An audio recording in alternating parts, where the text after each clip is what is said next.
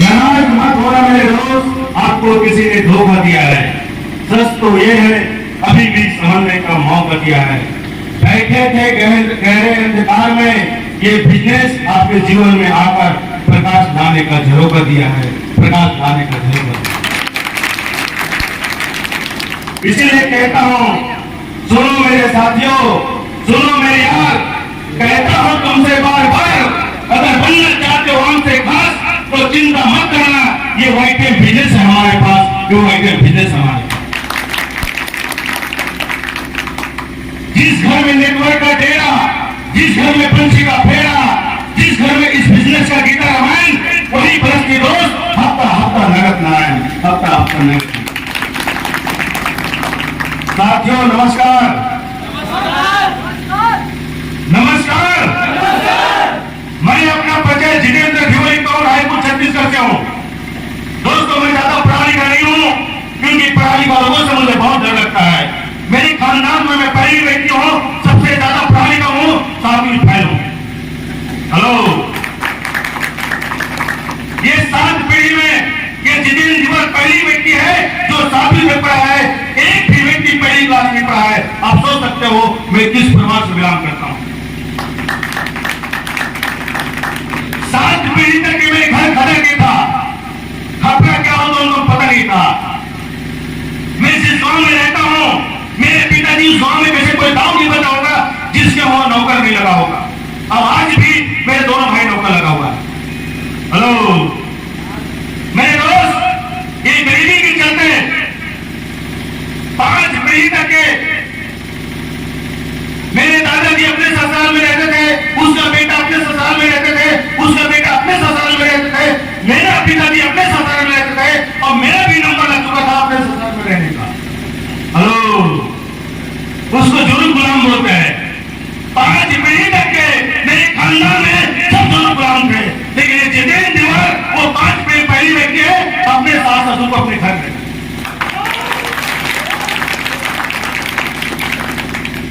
तो साथियों मैं आपको क्या बताऊं, 29 नवंबर 2015 ये बिजनेस हमारे जीवन में एंट्री हुआ। हमको लगा जितेंद्र धिवरी तुम तो पढ़ा लिखा नहीं हो, आप नहीं कर पाओगे। लेकिन मैं ऐसे किसी मीटिंग में आया था, एक शख्स ने ऐसा लाइन बोला, वो मेरे दिमाग का ढक्कन खोल दिया। अगर तेरे खानदान में कोई पढ़ा लिखा नहीं है तो कोई बात नहीं है, अगर तेरे खानदान में कोई बिजनेस करने है तो कोई बात नहीं है, अगर तेरे खानदान में कोई सर्विस करने है तो कोई बात नहीं है। आप इस बिजनेस में सब कुछ हासिल कर सकते हो नेटवर्क मार्केटिंग ज्वाइन करके। मेरे दोस्त, ये 29 नवंबर 2015 में ज्वाइन था। ये 7 साल पहले जितेंद्र धिवरी के पास ना एक मोटरसाइकिल था, लेकिन 7 साल के बाद आज मोटर गाड़ी कार बंगला सब कुछ खरीद दिया। आज जितेंद्र धिवरी के पास एक मोटरसाइकिल नहीं रहता था, लेकिन आज जब घर से निकलता हूं तो सोचता हूं मैं किस गाड़ी में चढ़ के जाऊं। हेलो,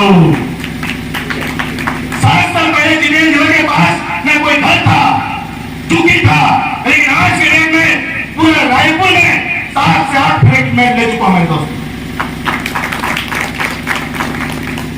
अपने घर को करोड़ में बना चुका हूं, और मेरे दोनों भाई को दोनों कमरे बना के 2 बीएच का बड़ा गिफ्ट भी दे दिया हूं।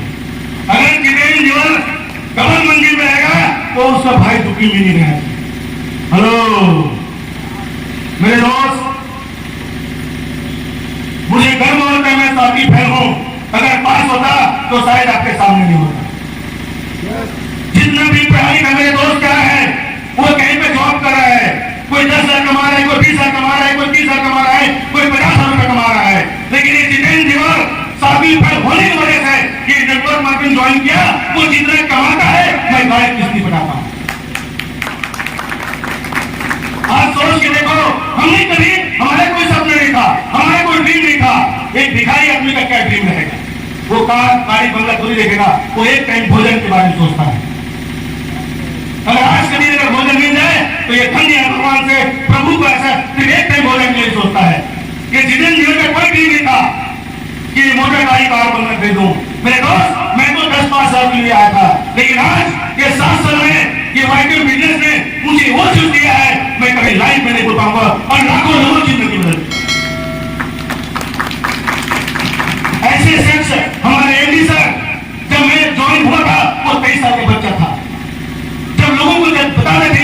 महिला मारी गए, किसी को विश्वास नहीं होता था। ये कहीं फंस गए तो ये बच्चा क्या कंपनी चलाएगा? लेकिन दोस्त 5-7 साल से कंपनी को भगा रहा है, वो भगा रहा है। तो प्रिय मित्रों, इस बिजनेस में ना ज्यादा पढ़े लिखे लोग पैर खा जाते हैं, अनपढ़ लोग, गधे लोग इस बिजनेस में सफल है। ये जितेंद्र दिवार गधा है ना, इसीलिए पैसे कमा रहा है। दिमाग चलाकर तो आपके सामने नहीं होता। मैं एक चीज बता दूं, एक स्टोरी के माध्यम से बताना चाहूंगा, आपको ज्यादा समझ आएगा। एक जंगल में 3 दोस्त रहते हैं, केचुआ और सांप और गधा। ये तीनों में गहरा दोस्ती होता है, तीनों में बहुत गहरा दोस्ती होता है। अचानक जंगल में बहुत भयंकर आग लगता है, तो गधा कछुआ के पास जाता है। अब कछुआ को बोलता है, भाई साहब चल जंगल छोड़ के जाते हैं, जंगल में बहुत भयंकर आग लगा है, अगर जंगल में ठहरेंगे, रुकेंगे तो जल के राख हो जाएंगे। लेकिन कछुआ ने उसको क्या बोला मालूम है? देखो, अगर तू मुझे सिखाएगा, लोग मुझे मारता भी है तो फर्क नहीं पड़ता है, मेरे ऊपर मोटरसाइकिल चल भी जाएगा तो मुझे कोई फर्क नहीं पड़ेगा। ये सामने गोबर का ठीक है, उसमें घुस जाऊंगा और मैं बच जाऊंगा, तो अपने आप को बचा बोलता है। हेलो, वो गधा फिर सांप के पास जाता है और सांप को बोलता है, चल भाई ये जंगल छोड़ के भागते हैं, जंगल में बहुत भयंकर आग लगा है, कहीं रुकेंगे तो जल के राख हो जाएंगे। तो सांप ने क्या बोला मालूम है? मेरे पास इतना शक्ति है, इतना नॉलेज है, मैं जिसको डसता हूं ना उसकी मौत हो जाता है, तुम मुझे डराता है। हेलो, लोग मुझे डरते हैं और तुम मुझे डरा रहा है। सांप अपने दिमाग में होशियारी मारता है, गधा सोचता है तुम दोनों सही बोल रहे हो, तो क्या करोगे? बोलता है सांप को, तो बोलता है अगर आग मेरे तरफ आएगा, ये पेड़ में चढ़ जाऊंगा और मैं बच जाऊंगा। हेलो, गधा बोलता है यार मेरे कोई जुबान नहीं भाई, चलो जंगल छोड़ के भागते हैं। वो बेचारा जंगल छोड़ के भाग जाता है और 6 महीने के बाद जब गधा वापस अपने दोस्त से मुलाकात करने के वापस जंगल लौटता है, चलो मेरे केचुआ दोस्त और मेरे सांप दोस्त से मुलाकात करना चाहता हूं और देखना चाहता हूं कौन सी स्थिति में है। जब जंगल वापस आता है, जिस जगह बात हुआ रहता है, वहीं पर खड़ा देखता है कि जंगल के उस गोबर के ढीक में घुसने के बाद बोला था कछुआ ने, वो गोबर के ढीक की सुंदर जल के रात हो चुका है। हेलो, जब सांप को बोलता है, सांप जिस जगह बोला था इस पेड़ में मैं चढ़ के बच जाऊंगा, तो जो पेड़ को देखता है तो सांप जल भून कर रात हो चुका है। तब गधा सोचता है सारा दिमाग में लगाया इसलिए मैं बच गया। अगर इनके जैसा दिमाग लगाता केचुआ और ये सांप जैसे साला मैं भी चल के रात हो जाता। तो दोस्त, मेरे 40 दोस्त क्या है, सब पैसा वाला है, सब पढ़ाई का है, और ये जितेंद्र दिवार गधा है। जब मैंने शुरुआत किया किसी ने मेरी बात नहीं माना, सबने खिल्ली उड़ाया, सबने मजाक उड़ाया, सबने टांग खींचा, लेकिन आज उस एरिया का सबसे बड़ा आदमी बन चुका मेरे दोस्त, उस एरिया का सबसे बड़ा। जब नए दिन को शुरुआत करोगे मेरे दोस्त तो लोग टांग खींचते हैं। हेलो मेरे भाइयों, ये बहुत बड़ा मिशन है आपकी दादी का, ये बिना पैसे को व्यापार है। दुनिया में जितना भी धंधा है सब पैसा लगा के करना पड़ता है, लेकिन ये पहला बिजनेस है बिना पैसा करना पड़ता है, इसलिए सिर्फ आपको मेहनत करना पड़ेगा, आपको मेहनत करना पड़ेगा। आधी जिंदगी गुजर चुका है और आधा बचा है, इसको ऐसे भुनाओ, ऐसे कुछ कर गुजर जाओ कि वो मोहल्ले वाले, वो समाज वाले, वो घर वाले, वो शहर वाले आपको याद करें। ये दौर था आजादी का, वो जमाना था महात्मा गांधी का। उस वक्त तुम्हारे दादा परदादा जिंदा थे, अगर चाहते तो महात्मा गांधी साहब के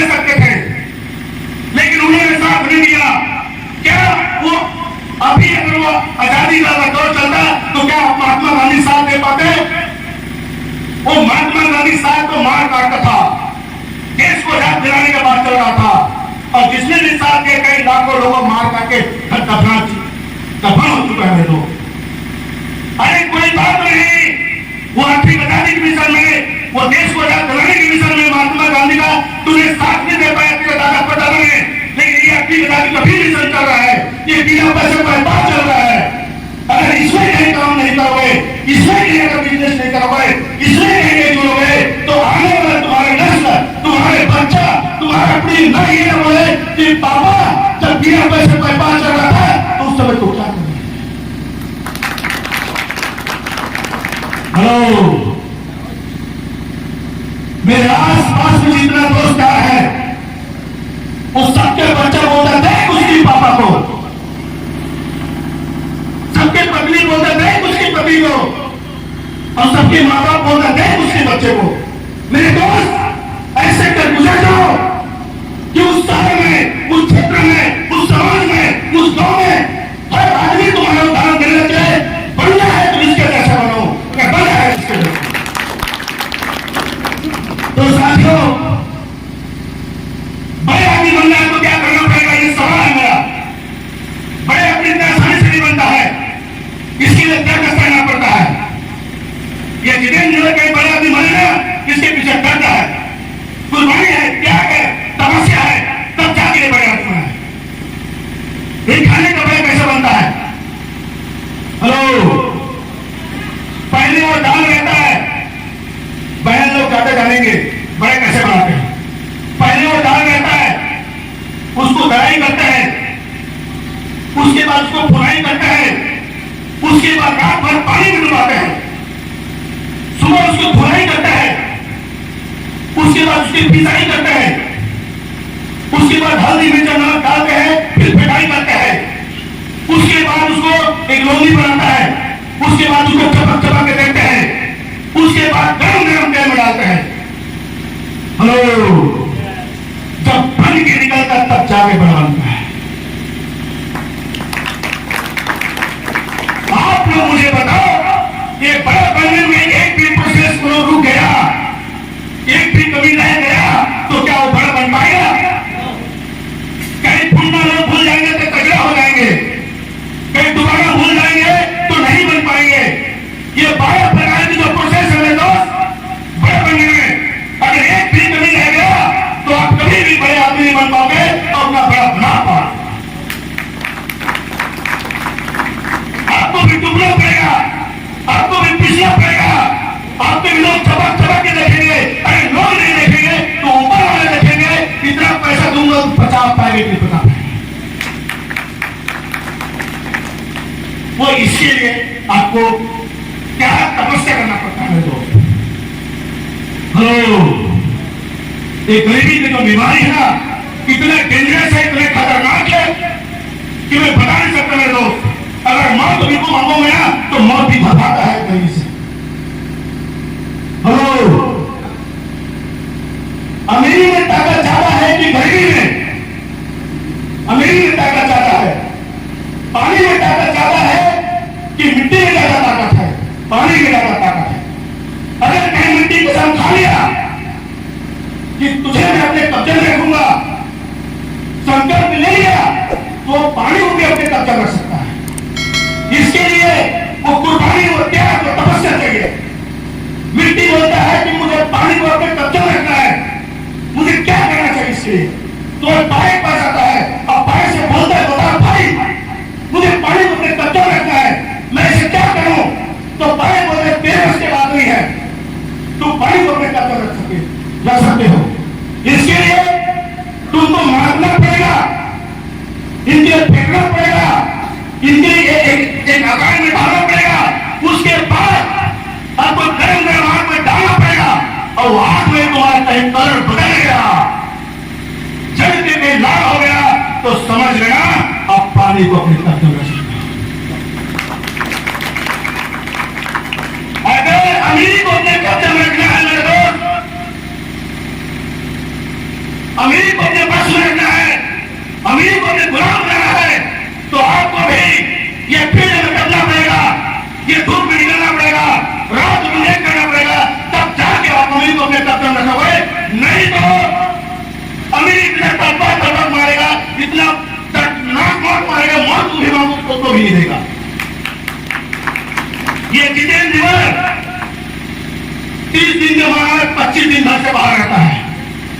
देखो, तब जाके गरीबी अमीर को गुलाम बना के चल रहा है। हेलो मेरे प्रिय मित्रों, आपके पास कोई हथियार नहीं है वार करने के लिए, और गरीब आदमी हो, अगर किसी इंसान को जान से मारना है बिना हथियार के, तो क्या करना पड़ेगा? ये मेरा सवाल है। आपके पास हथियार नहीं है किसी को मारना जान सकते, उसके लिए एक ही ऑप्शन है, उसके गले दबाना पड़ेगा। कब तक दबाना पड़ेगा? जब तक उसकी चीज छूट न जाए तब तक उसकी गले दबा ही रहना है। शेर को देखो, शेर को, वो किसी जानवर को हमला करता है, वो किसी को मारता है तो उसके पास हथियार नहीं रहता है, वो डाली का गर्दन पकड़ता है, वो फिर दबाता है, फिर छोड़ता है, फिर दबाता है, फिर छोड़ता है, फिर दबाता है, फिर छोड़ता है। अगर छटपटा रहा है, हाथ पर हिला रहा है, फिर दबाता है, फिर छोड़ता है, फिर दबाता है। वो जब तुरंत घुल जाता है, हिलना डोलना बंद हो जाता है, तब उस शेर उसको छोड़ देता है। किसकी मौत है? आपको भी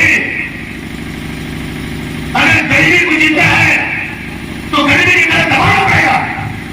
कब तक दबाना पड़ेगा? कि गरीबी का चीज छूट न जाए, गरीबी का प्राण छूट न जाए, नहीं तो गरीबी तुमको तेरे तरह दबा देगा। अगर उसका गला नहीं दबाओगे गरीबी का, तो गरीबी तुम्हारे गला दबा दबा मारेगा। मेरे दोस्त, मौत तुम्हें मांगे वो तो मिलेगा। हेलो, इसके लिए मरना पड़ता है। हमारे भारत में कमी है, जब भी कोई व्यक्ति जब डिसीजन लेता है तो उसके टांग खींचते हैं। मेरे चालीस बोलता है, जब मैं डिसीजन लिया था बिजनेस में काम करने का, मूड बनाया था, तो सबने मेरे खींचे हुआ था, सबने मेरे टांग खींचा था। ऐसा हो नहीं सकता कि नेटवर्क मार्केटिंग में लोग झूठ बोलते हैं, करोड़ पैसा आता है, लाख लाख पैसा आता है, 50,000 पैसा, किसी को भी विश्वास नहीं था। लेकिन हाँ, ये बिजनेस का साबित कर दिया। हिंदुस्तान में जितना भी बिजनेस है मेरे दोस्त, जितना भी नेटवर्क मार्केटिंग है, वो 80% लोग ताली बजाता है और 20% लोग पैसा कमाता है। लेकिन ये धंधा पहले मार्केटिंग एक पहला बिजनेस है जहां 100% लोग पैसा कमाता है। मेरे साथियों, कुछ लोगों को लगता है ये जोड़ने का बिजनेस है। हाँ, कहना है जोड़ने का बिजनेस है। वो हिंदुस्तान में लोग तोड़ का बिजनेस कर सकता है, कोई जात के नाम से, कोई बात के नाम से, कोई हिंदू के नाम से, कोई मुसलमान के नाम से। तो हाँ, गर्व से बोला ये जोड़ने का बिजनेस है, ये जोड़ जोड़ के पूरे हिंदुस्तान को एक कर। प्रिय मित्रों, जब बिजनेस स्टार्ट किया, सब दोस्तों ने खिलवाया मेरे पास। एक स्टोरी बता रहा हूं। उस देश में मेढक का सब्जी खाते हैं, चटनी खाते उसमें। उस देश में मेढक का कमी पड़ गया, उस देश में मेढक का कमी पड़ गया। वहां की जो सरकार है, पूरा ऐलान किया, न्यूज मीडिया पेपर दिया कि कौन से ऐसे देश है जिसमें मेढक सस्ता मिलेगा। तो अमेरिका में पता लगाया तो एक नग का 10 रुपये बोला, पाकिस्तान में पता लगाया तो एक नग का 20 रुपये बोला, और हिंदुस्तान का पता लगाया तो एक नग का 1 रुपया बोला। तो वहां की सरकार बोलता है हिंदुस्तान के इतना कम है क्यों है, हिंदुस्तान में मेढक इतना कम है क्यों है। तब यहां पता लगा कि यहां के लोग मेढक नहीं खाते हैं। फिर बोला वहां सरकार हमारे लिए 10 करोड़ मेढक भेज दीजिए बोलता है। अब सरकार यहां से 10 करोड़ मेढक लोड करता है, गिनती करके और विदेश के लिए भेज देता है। जब पाउडर पहुंचता है मेरे दोस्त, तो वहां के जो सैनिक लोग कहता है सारा ट्रक के बाड़ी तक खुला है यार, ये बहुत सारे मेढक तो खुल गया होगा। सरकार को बोलता है ये तो खुला बाड़ी ला रहा है मेरे को, बहुत सारे मेढक खुल गया होगा। यहाँ की सरकार को पता लगाता है तूने 10 ट्रक मेढक गिनती करके भेजा है या अपना खुला बाड़ी क्यों भेजा है। नहीं, हमारे यहाँ मेढक जो है ना बहुत ईमानदार है, एक भी मेढक पूरा नहीं, आप गिनती कर सकते हो। जब गिनती लगाया तो बराबर मेढक का गिनती जितना बोला था उतना ही निकला। तो यहाँ की सरकार को पूछा, वहां की सरकार ऐसा क्या बात है हिंदुस्तान के मेढक में जो जितना बोला उतना ही मेढक खुला बाड़ी में यहाँ पहुंच गया। तो यहां सरकार बोलता है जब भी एक मेढक आगे बढ़ने के बारे में सोचता है ना, तो 4 मेढक उसकी टांग खींचता है। हेलो,